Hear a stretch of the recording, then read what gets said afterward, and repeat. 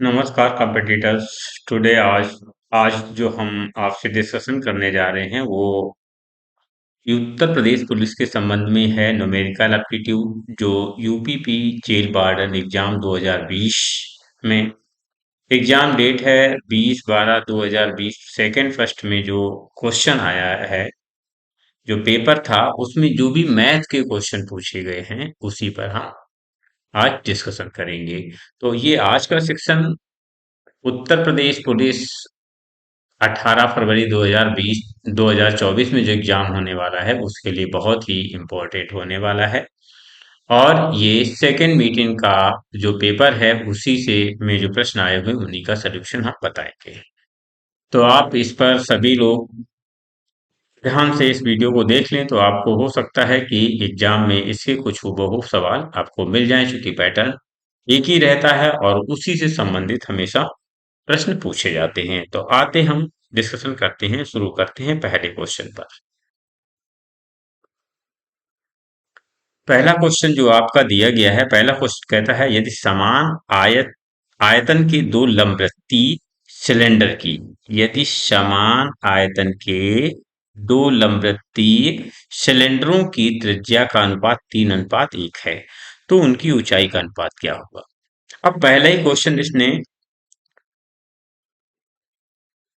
जो है मेंसुरेशन से पूछा हुआ है। अब मेंसुरेशन का पहला क्वेश्चन है तो इसमें कहा समान आयतन के दो लंबवृत्तीय सिलेंडर।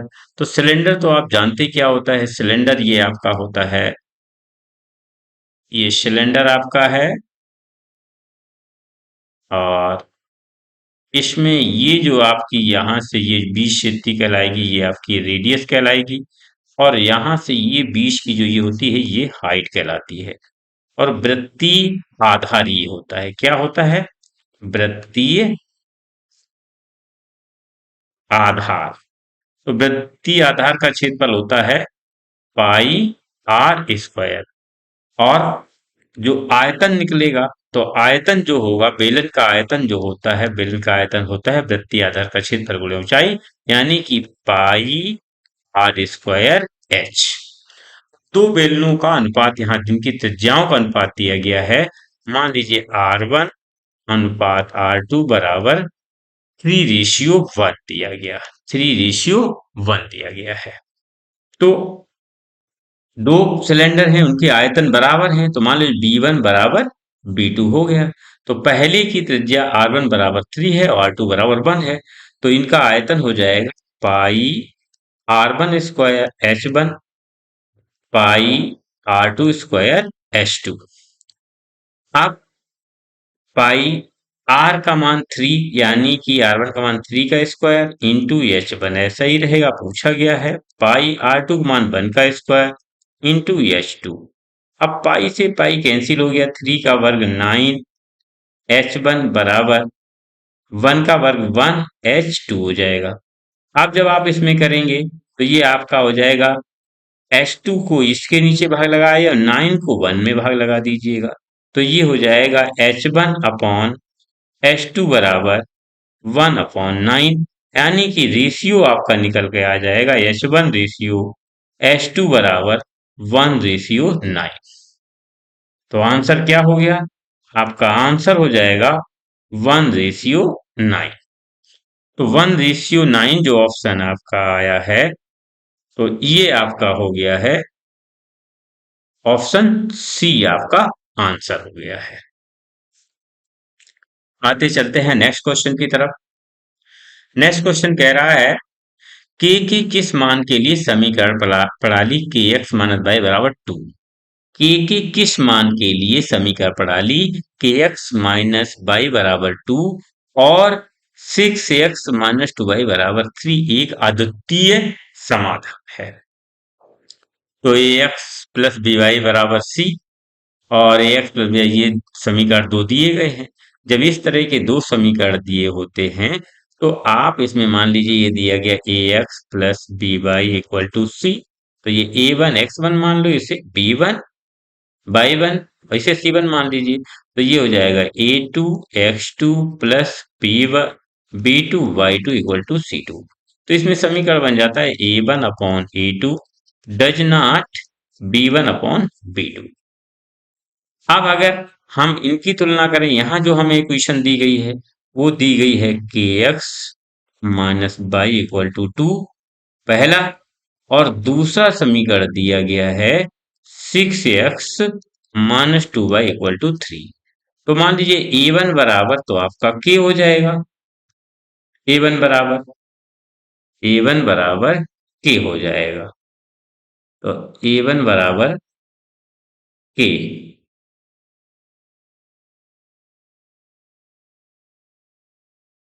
तो ये आपका हो जाएगा a1, उसी में चिपक गया है।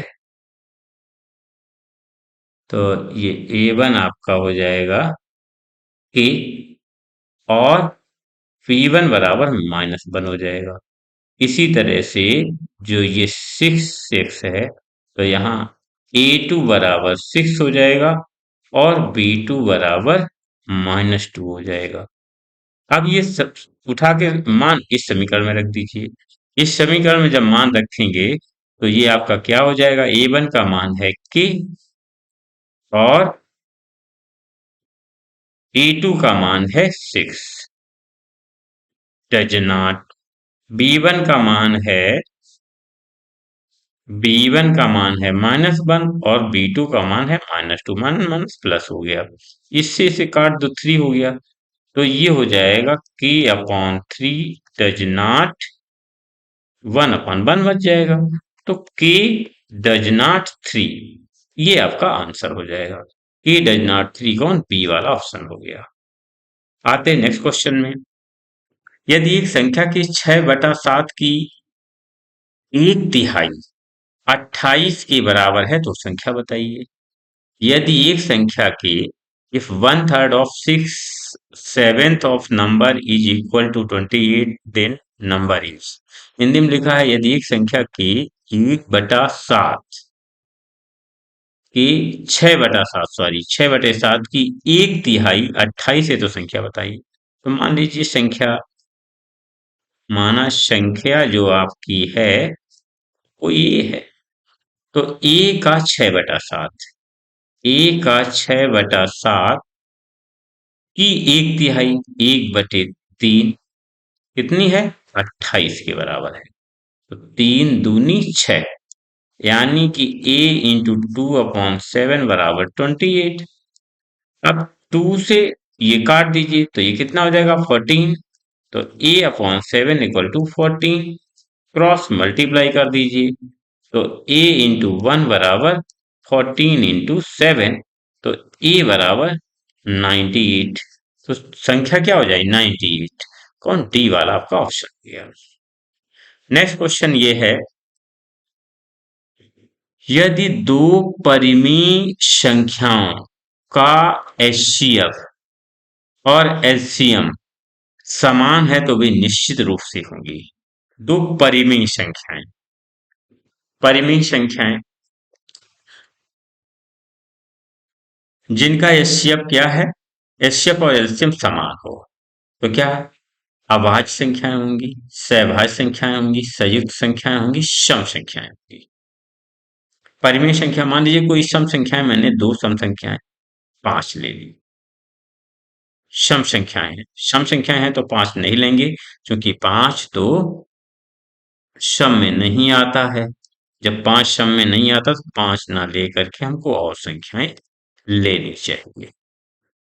मान लीजिए मैंने दो संख्याएं कोई ले ली, संख्या ले ली मैंने 4 और 4, ये दोनों सम संख्याएं हैं। अब इनका एलसीएम निकाल लो। अगर एलसीएम 4 और 4 का एलसीएम हम काटेंगे तो 2, फिर से काटो 1 1, तो एलसीएम कितना हो जाएगा, 2 इंटू 2 बराबर 4। अगर इनका एचसीएफ निकाल लें, तो मान लो इनका एचसीएफ निकाल रहे हैं, तो 4 में अगर 4 से डिवाइड करें तो 4 1 जे 4, पूरा कट गया। तो यानी एचसीएफ कितना हो गया, एचसीएफ भी 4 हो गया। अब मान लीजिए कोई दूसरी संख्या है, 4 4 का एलसीएम एचसीएफ बराबर आया, 4 ये आया, 4 एचसीएफ आया। मान लीजिए दूसरी संख्या क्या है, तो इनका एलसीएम एंड एचसीएफ दोनों का क्या आया, 4 है। मान लीजिए दूसरी संख्या हमने सम ले ली 6 6, तो 6 का एलसीएम निकालो, 6 × 6 का एलसीएम काटिए तो 3 × 3, फिर 3 से कटेगा 1 × 1, तो एलसीएम कितना हो जाएगा?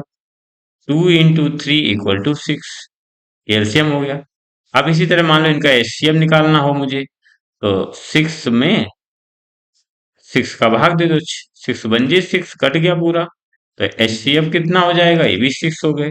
तो इनका एलसीएम एंड एचसीएफ जो है वो 6 हो गया। तो इससे क्या है? सम संख्याएं हैं डी, ये आ गया। परिमेय संख्याएं, परिमेय 5 भी थी, 6 भी सी थी, तो इसमें क्या सम संख्या, ये जो है ये डी वाला ऑप्शन सम संख्या हो जाए, संयुक्त संख्याएं, अभाज्य संख्याएं, तो डी ऑप्शन आपका बन गया जा करके। नेक्स्ट क्वेश्चन आपका कह रहा है दिए गए व्यंजक का मान कितना है।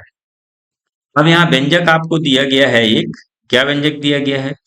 2√3 और +5√3 और -√12 दिया गया।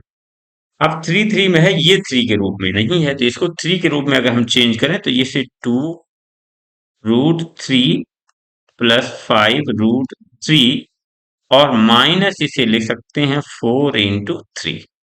4 का 2 बाहर निकल आएगा, तो 2√3 +5√3 -2√3, इससे ये काट दिया मैंने, तो कितना हो गया? 5√3, यही आपका आंसर हो गया। 5√3 ये आपका आंसर हो गया। अब क्या हो जाएगा? नेक्स्ट, 5 संख्याएं 12, 24, 35, 27 तथा 17 एक सेट के रूप में दी गई हैं। यदि सेट की प्रत्येक संख्या को 3 के साथ जोड़ा जाए फिर 4 से गुणा किया जाए तो सेट की नई संख्या का औसत क्या होगा? तो देखिए, क्या औसत बराबर होता है कुल पदों की संख्या बटे कुल पदों का योग। 12, 24, 35, 27 तथा 17 का एक सेट के रूप में दी गई है। यदि सेट की प्रत्येक संख्या को 3 के साथ जोड़कर भी 4 से गुणा किया जाए तो सेट की नई संख्या का औसत क्या होगा? तो औसत जो होता है आपका, औसत इक्वल टू होता है कुल पदों का योग बटे पदों की संख्या। तो क्या हो जाएगा औसत बराबर? औसत जब निकालोगे तो ये होगा 12 + 24 + 35 + 27 + 17 बटे 5।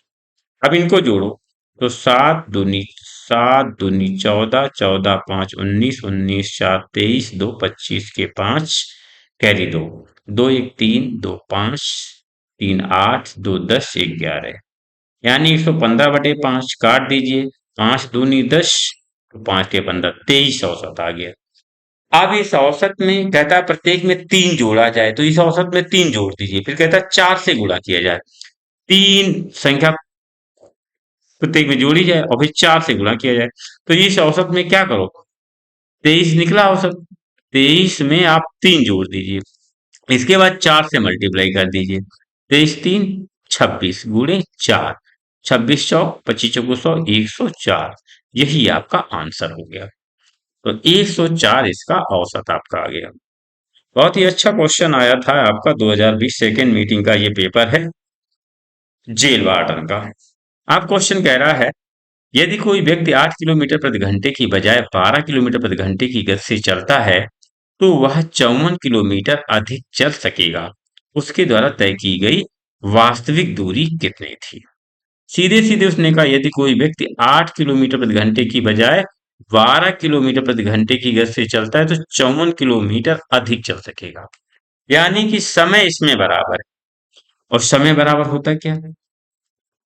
समय बराबर होता है दूरी बटे 4, time equal to distance upon speed. तो मान लीजिए पहला t1 समय में दूरी d चल रहा है और चाल कितनी है? 8 किलोमीटर प्रति। और फिर t2 समय में दूरी d प्लस 54 किलोमीटर चल रहा है और स्पीड है 12। दोनों टाइम बराबर है। अब यहाँ पर T1 इक्वल टू T2, तो दोनों मान रख दीजिएगा। T1 का मान है D/8 और T2 का मान है D+54/12। नीचे काट दीजिए, 4 2 जा 4 3 जा, D/2 इक्वल टू D+54/3, 3 का गुणा करो, 3D इक्वल टू 2D+54 गुणे 2।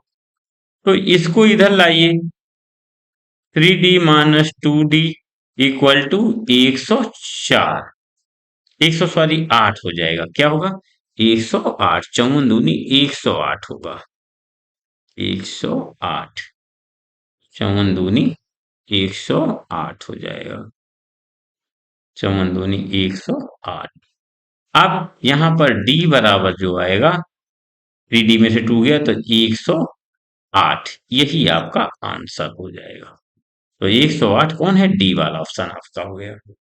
नेक्स्ट क्वेश्चन कह रहा है, किसी कर्मचारी का वेतन पहले पहले 50% बढ़ जाता है और उसके बाद 44% घट जाता है। उसके वेतन में परिवर्तन का कुल प्रतिशत कितना था? देखो, 50% बढ़ा और फिर 44% घटा। अब कहता परिवर्तन में जो प्रतिशत है वो कितने में होगा। मान लीजिए बढ़ा है ए इक्वल टू +50% और घटा है बी, माइनस हो जाएगा 44%। तो कितने प्रतिशत का परिवर्तन हुआ? परिवर्तन प्रतिशत ने पूछा गया, तो हमारे पास एक डबल फार्मूला होता है, double percentage plus minus percentage equal to A+B+A/B/100। तो क्या हो जाएगा? तो ये हो जाएगा प्लस माइनस इक्वल टू, ये होता है ए का मान 50% बढ़ा है, बी का मान 44% घटा है, प्लस ए 50 माइनस 44/100। 50 दूनी 100, 2 से काटो -22 हो गया।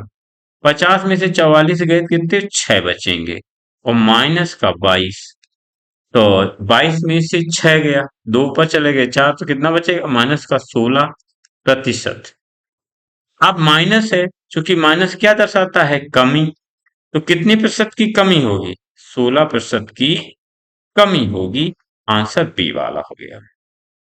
नेक्स्ट क्वेश्चन आपका है, गुणा का, ए गुणा का संकेत है। ए जो है वो किसका गुणा का संकेत है? बी विभाजन का संकेत है, सी योग का संकेत है, डी घटाव का संकेत है। तो निम्नलिखित व्यंजक का मान कितना होगा? व्यंजक कितना दिया गया? व्यंजक दिया गया है 8A 3C 24B 12D into 19। 8A 3C 8A 3C 24B 12D और 19। अब इसमें क्या करोगे? 8, ए कह रहा है गुणा का है, तो ए की जगह गुणा लगाओ, और सी क्या कह रहा है? योग, तो सी की जगह प्लस लगा दो। वी क्या कह रहा है? विभाजन, तो यहाँ विभाजन पे लगा लो, और डी क्या कह रहा है? घटाओ, तो यहाँ माइनस लगा दो। तो ए इंटू 3 हो जाएगा और यहाँ +24 हो जाएगा, और वी की जगह डिवीजन 12 हो जाएगा और -19। ठीक। अब 8 दिया क्या हो गया? 24 प्लस 24/12 -19, तो क्या हो जाएगा? 24 प्लस 12 दूनी 24, तो 2 आ जाएगा और -19 हो जाएगा।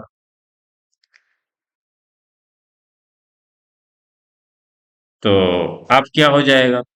24 दो कितना हो जाएगा? 26। 26 में से 19 घटाओ, तो 26 में से जब 19 घटाएंगे तो 7 बचेगा, तो 7 आपका क्या हो जाएगा? आंसर कौन सा हो गया? बी ऑप्शन हो गया। नेक्स्ट क्वेश्चन यानी कि लास्ट क्वेश्चन आपके पास में है, अन्ना ने किसी बैंक में एक निश्चित राशि का निवेश किया है जो साधारण ब्याज देता है। 2 साल के अंत में निवेश का मूल्य 240 रुपए और 3 साल के अंत में इंतजार करने पर दो 420 रुपए प्राप्त किया जाता है। उसके द्वारा आरंभ में निवेश की गई मूल राशि कितनी है? अन्ना ने क्या किया? अन्ना ने एक बैंक में कोई राशि निवेश की जो साधारण ब्याज पर 2 साल के अंत में निवेश किए गए मूल्य पर 240 रुपए था और 3 साल पर 420 रुपए था प्राप्त किया। उसके द्वारा आरंभ में निवेश की गई मूल राशि कितनी थी? मूल राशि क्या मान लीजिए, मूल राशि है पी। मूल राशि जो होगी वो मान लीजिए पी है, और जो अंत में मिली T1 बराबर 2 इयर्स बाद जो मिला है मिस धन ए, वो 240 रुपए है। और ए बराबर होता है P plus S I. P मूलधन है, ए मिश्रधन है, और एस आई यानी मिश्रधन में मूलधन प्लस साधारण ब्याज छुपा रहता है। तो इस तरह से ये पहले का हो गया। तो इसमें अगर हम लगाते हैं, मान लीजिए मूलधन मूल राशि पी है, तो मिश्रधन ए बराबर पी प्लस एस आई हो जाएगा। और अगर इसे एस आई के बराबर करें तो मिस धन माइनस पी कर दो, तो मिस धन कितना दिया गया? 240। तो ये मिस धन दिया गया 240, और ए को इधर लाओ, इसे लिख सकते हैं ए माइनस पी बराबर एस आई। ठीक, तो ए माइनस 240 माइनस पी बराबर, और एस आई बराबर क्या होता है? एस आई बराबर जो आपका होता है, यहाँ फॉर्मूला है, एस आई बराबर होता है पी आर टी अपॉन 100। तो यहाँ लिख देते हैं P into R rate of interest into T upon 100। तो 240 माइनस पी बराबर पी, आर दर आपको पता नहीं है, टी 2 वर्ष दिया गया, और ये है 100। तो ये तो पहला इक्वेशन आपका मान लीजिए हो गया।